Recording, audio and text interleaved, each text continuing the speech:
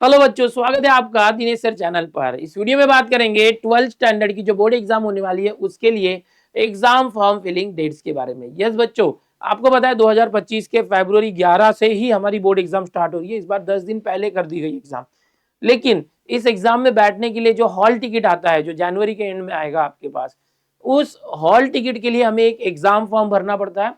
Exam form जिन student का भरा जाएगा उन्हीं स्टूडेंट्स का हॉल टिकट जनरेट होगा और वही बच्चे एग्जाम दे पाएंगे, अदरवाइज एग्जाम नहीं दे पाएंगे।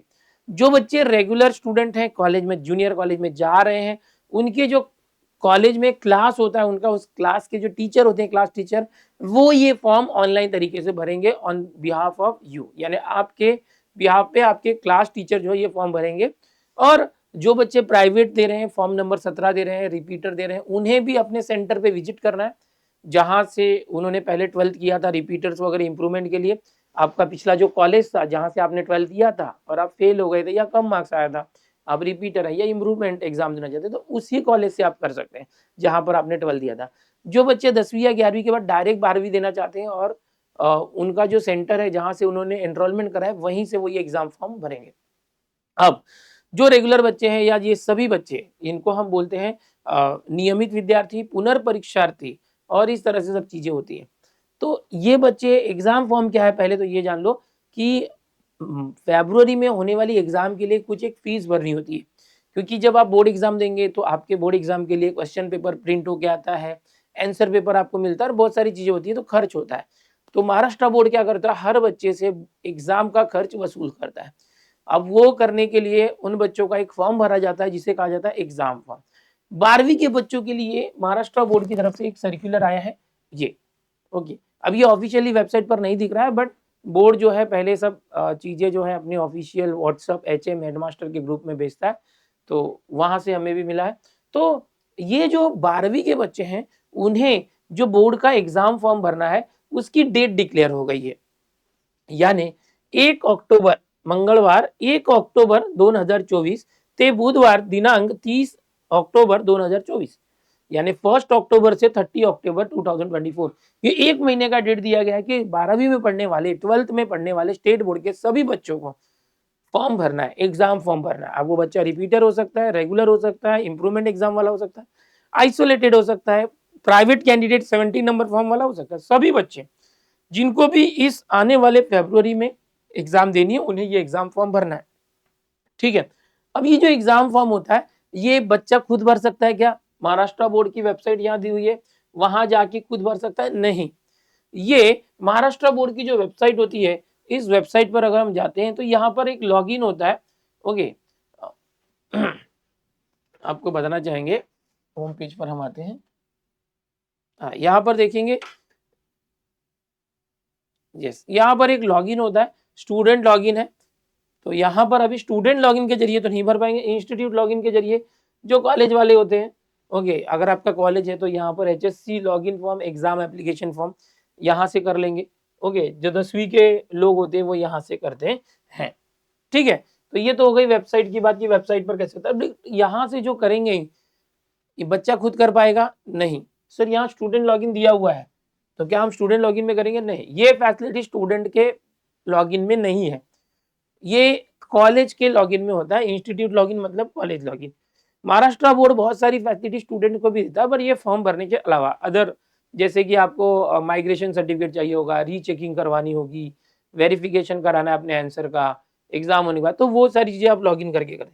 तो ये जो एग्जाम फॉर्म फिलिंग है ना, ये सिर्फ कॉलेज वाले ही कर सकते हैं, तो वो अपने इस लॉगिन से करते हैं। वो क्या करते हैं कि आप सभी से एक फॉर्म भराएंगे, एक प्रिंट आउट देंगे, आपको बोला जाएगा कि ये प्रिंट आउट पे सब जानकारी लिख दो, आपका पूरा नाम, mother's name, father's name. Okay, या तो फिर वो खुद जीआर, जो हर कॉलेज में एक जीआर होता है, जनरल रजिस्टर, उसमें आपने जो 10वीं के बाद एलसी दी होगी उसके अकॉर्डिंग सब एंट्री की होती है, वही स्पेलिंग मिस्टेक नहीं होना चाहिए, वही सारी डिटेल उस पर भरनी होती है, सब्जेक्ट सिलेक्शन वगैरह भरना होता है। और फिर जो भी कॉलेज के टीचर, आपके क्लास टीचर हैं और ऑफिशियल क्लर्क है, ये मिलके आपके डेटा को ऑनलाइन इस वेबसाइट पर अपने कॉलेज के लॉगिन से जो है वो भरते हैं।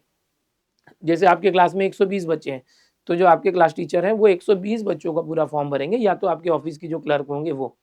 इस तरह से आपका जो पूरा डेटा है वो बोर्ड के पास जाएगा। अच्छा, ये फॉर्म भरते समय आपको हो सकता है एक प्रिंट आउट दे दें और आपसे वो पूरा भरवा के लें। उसके साथ आपका अगर आप रेगुलर कॉलेज में तो कोई बात नहीं, अगर आप इम्प्रूवमेंट या रिपीटर एग्जाम दे रहे हैं तो आपसे मांगा जाएगा कुछ डिटेल, आपके आधार कार्ड का जेरोक्स मांगेंगे, आपका जो पहले एलसी था आपने जमा किया होगा तो ठीक है, नहीं तो उसका जेरोक्स देना होगा, कुछ पिछला मार्कशीट होगा तो वो भी मांग सकते हैं। तो इस तरह से कुछ बेसिक जो फोटो कॉपीज होगी या जेरोक्स होगा आपसे मांगा जाएगा, वो आपको देना है। बट जो बच्चे कॉलेज में उनकी डिटेल उनके पास होती है, यूआईडी नंबर वगैरह होता है, उनका आधार कार्ड वगैरह भी पहले जमा हो गया होता है एडमिशन के टाइम पे, अगर वो मांगेंगे तो देना है। बट इसके साथ कुछ पैसे भी मांगेंगे आपसे। इसके साथ जैसे मैं बता दूं कि कोई बच्चे जो रेगुलर है कॉलेज जा रहे हैं, उनका जो यहाँ पर चार्ज होता है 600 से 700 रुपए के अंदर ही होता है, बहुत ज्यादा नहीं होता है एग्जाम फॉर्म का। ओके, जो रिपीटर है उनका भी वही होता है, थोड़ा कम ही होता है 600 से 700 के अंदर, 500 600, समझ रहे हो, एक लमसम अमाउंट ऐसे होता है, 600 700 के अंदर होता है, एग्जैक्ट एक फी चार्ज होता है। तो इस तरह से होता है। बट अगर कोई इंप्रूवमेंट वाला बच्चा है तो उसकी फीस ज़्यादा होती है, इंप्रूवमेंट का चार्ज ज़्यादा होता है। जो फॉर्म नंबर 17 है उसका भी थोड़ा सा वेरी करता है, क्योंकि उन्हें रजिस्ट्रेशन का पैसा देना होता है, फिर एग्जाम का अलग देना होता है। इस तरह से आपसे कुछ पैसे मांगे जाएंगे कॉलेज के लिए। कुछ कॉलेज वाले 100 200 300 रुपये ज़्यादा मांगते हैं, कुछ कॉलेज वाले 1000 रुपये मांगते हैं आपसे कि हमारा इसमें खर्चा होता है फॉर्म फिलिंग का वगैरह। तो अभी उसमें तो कुछ कर नहीं सकते हैं। तो आप जिस कॉलेज में वो कॉलेज पता नहीं कैसा ईमानदार है या थोड़ा सा समझ लो। तो जो भी है आपसे मांगा जाएगा आप दे दो। ओके, और वो आपका फॉर्म फिलिंग करते हैं और आपका फॉर्म भरने की जवाबदारी आपके कॉलेज के टीचर्स की है। ठीक है, आपसे जो भी डेटा मांगा जाएगा, आप फॉर्म भरने के लिए कहा जाएगा, एक प्रिंट आउट वगैरह वो भर के उनको दे देना है। कुछ जेरोक्स वगैरह मांगा जाता है, आधार कार्ड या कुछ ऐसा, तो वो दे दीजिए और फिर वो करके लेंगे। इसकी डेट मैंने ऑलरेडी आपको बताई कि इसकी डेट जो है 1 अक्टूबर से 30 अक्टूबर तक है। तो ये कॉलेज वाले जो हैं वो खुद होके ये करके लेंगे और इसके बेसिस पर बाद में जब जनवरी में हॉल टिकट आएगा तो आपका भी हॉल टिकट आएगा। बस एक ये बताना है कि जब आपको आपका डेटा एक फॉर्म पे भरने बोला जाएगा तो उसको प्रॉपर स्पेलिंग वगैरह बराबर लिखिए। आपका 10th का जो रिजल्ट आपके पास है उस पर देख लीजिए क्या है, आधार कार्ड और वगैरह ये सब, और वही जो है 12वीं के रिजल्ट पे भी आना चाहिए। सरनेम के स्पेलिंग में या नाम के स्पेलिंग में कभी-कभी कुछ ए, यू ऐसा कुछ भी मिस्टेक हो सकता है, तो सेम रखिए ताकि आपको आगे चल के एडमिशन में दिक्कत ना आए। तो ये एक जस्ट इन्फॉर्मेशन थी आपके लिए, अगर आप 12th के स्टूडेंट हैं तो ये इन्फॉर्मेशन आपके लिए बहुत काम की है। कुछ आने वाले 10 दिनों के अंदर 10वीं के भी फॉर्म फिलिंग चालू हो जाएंगे, 10 से 15 दिनों के अंदर। अभी 12वीं के चालू हो गए, 10 से 15 दिनों में इसी तरह से 10वीं का भी चालू होगा। और जो स्कूल के टीचर होते हैं, क्लास टीचर होते हैं, वो और ऑफिस के जो लोग होते हैं वो लोग मिलके 10वीं के बच्चों का भी ऐसे ही फॉर्म भरते हैं। ऐसा ही आपके साथ 10वीं में किया गया होगा। ठीक है, उम्मीद करूंगा आपको ये जानकारी पसंद आई होगी। चैनल पर पहली बार आए तो चैनल को सब्सक्राइब जरूर कर लो, वीडियो को लाइक कर दो और अपने दोस्तों में ज्यादा शेयर जरूर करना।